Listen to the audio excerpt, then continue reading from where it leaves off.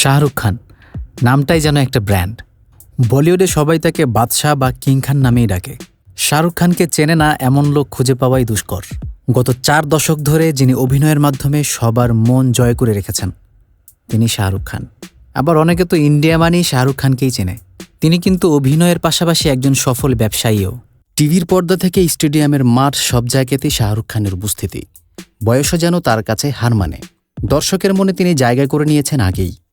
তার নিন্দুক থেকে ভক্তের সংখ্যাই হয়তো বেশি হবেই বা না কেন, তিনি তো অন্ধকারের মাঝে আলো ছড়ান।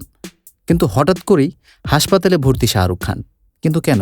হিট স্ট্রোক করেছেন বলিউড তারকা শাহরুখ খান। হিট স্ট্রোক করার পর আহমেদাবাদে একটি হসপিটালে নেওয়া হয় তাকে। মঙ্গলবার ২১ মে দলের খেলা দেখতে আহমেদাবাদে হাজির হয়েছিলেন কিং খান। সেখানে অসুস্থ বোধ করায় শহরের কেডি হসপিটালে ভর্তি করা হয় তাকে। ভারতীয় একাধিক গণমাধ্যমে বিষয়টি নিশ্চিত করেছে।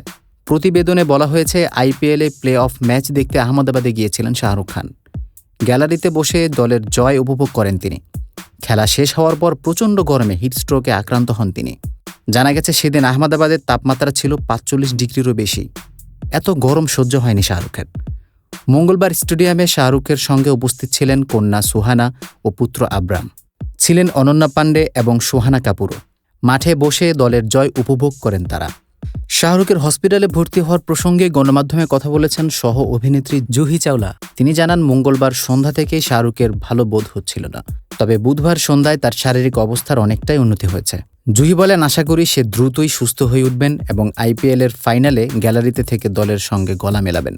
শাহরুখের হসপিটালে ভর্তি হওয়ার খবরে মুম্বাই থেকে আহমেদাবাদে ছুটে আসেন তার স্ত্রী গৌরী। সংবাদ সংস্থা ANI এর একটি ভিডিওতে দেখা যায়, হসপিটালের সামনে দাঁড়ানো BMW গাড়ি থেকে নেমেই দ্রুত গতিতে হেঁটে হসপিটালে ঢোকেন গৌরী খান। এদিন হসপিটালে শাহরুখকে দেখতে হাজির হন অভিনেত্রী জুহি চাওলা ও তার স্বামী জয় মেহতা। কলকাতা নাইট রাইডার্সে এই দম্পতির অংশীদারিত্ব রয়েছে।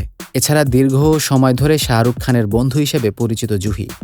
কেডি হাসপাতালের চিকিৎসকদের বরাত দিয়ে ইন্ডিয়া টুডে জানিয়েছেন, ডিহাইড্রেশনের কারণে মঙ্গলবার রাতে অসুস্থ হয়ে পড়েন কিং খান। এরপর বুধবার দুপুরের দিকে তাকে হসপিটালে নেওয়া হয়।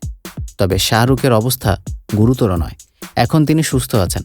চিকিৎসার পর হসপিটাল থেকে শাহরুখ খানকে ছেড়ে দেওয়া হয়েছে, এখন তিনি সুস্থ আছেন।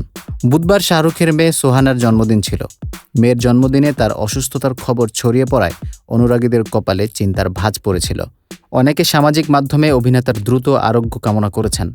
দীর্ঘ 4 বছর পর 2023 সালে রাজকীয়ভাবে পর্দায় ফেরেন শাহরুখ খান। এবছর 3টি ব্লকবাস্টার হিট সিনেমা উপহার দিয়েছেন তিনি।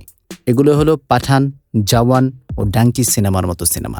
পরিশেষে আমরা এটাই চাই যে শাহরুখ খান আবার আমাদের মাঝে ফিরে আসুক এবং তার অভিনয় দিয়ে আমাদেরকে আবার মুগ্ধ করুক। তার জন্য শুভকামনা থাকলো।